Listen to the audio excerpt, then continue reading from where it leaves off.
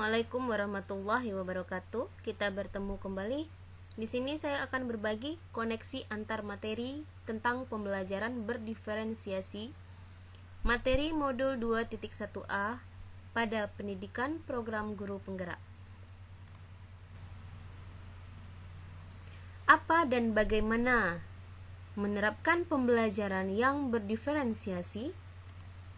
Sebelumnya, kita harus mengetahui terlebih dahulu apa yang dimaksud dengan pembelajaran berdiferensiasi, yaitu merupakan serangkaian tindakan yang dilakukan oleh guru yang berorientasi kepada kebutuhan murid, sehingga menciptakan lingkungan belajar yang mengundang murid untuk belajar. Lalu, bagaimana menerapkan pembelajaran berdiferensiasi?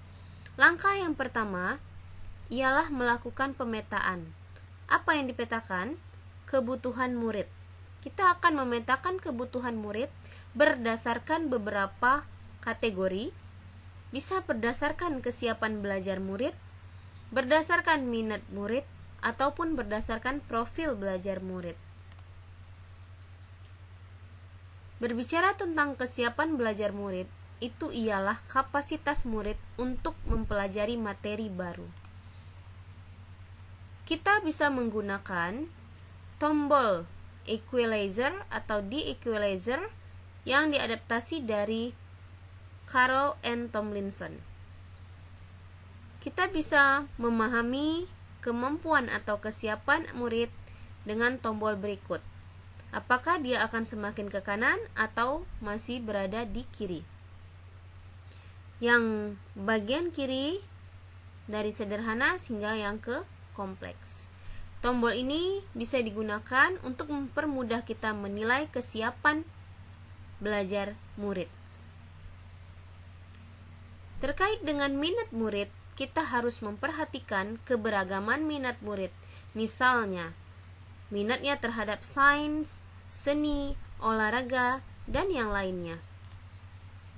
Sedangkan berbicara tentang profil belajar murid, kita harus memperhatikan latar belakang murid, gaya belajar dan kebiasaannya.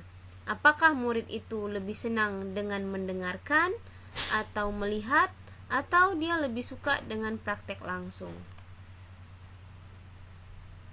Langkah yang kedua dalam pembelajaran berdiferensiasi harus menentukan tujuan pembelajaran.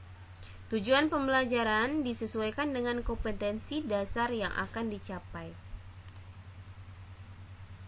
Kemudian, langkah yang ketiga, kita menentukan penilaian dan strategi pembelajaran diferensiasi yang paling tepat. Diferensiasi itu ada 3, yaitu diferensiasi konten, diferensiasi proses, maupun diferensiasi produk.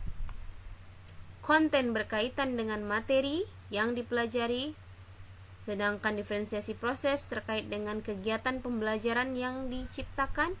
Diferensiasi produk terkait dengan hasil belajar yang dapat mewujudkan atau menunjukkan ketercapaian tujuan pembelajaran.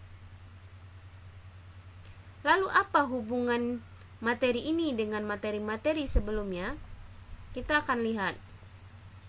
Yang pertama, di awal berbicara tentang filosofi Ki Hajar Dewantara. Pembelajaran berdiferensiasi sejogjanya sama-sama berpusat kepada murid. Yang ini adalah filosofi utama dari KHD. Terkait dengan nilai dan peran guru penggerak, sebagai seorang guru penggerak, maka penting untuk menyediakan pembelajaran sesuai dengan kebutuhan murid, yaitu tadi pembelajaran berdiferensiasi.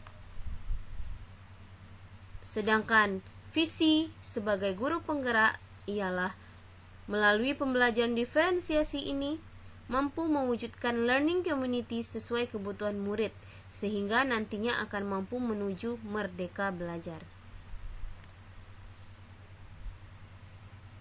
Dan kemudian dengan budaya positif, pembelajaran berdiferensiasi ialah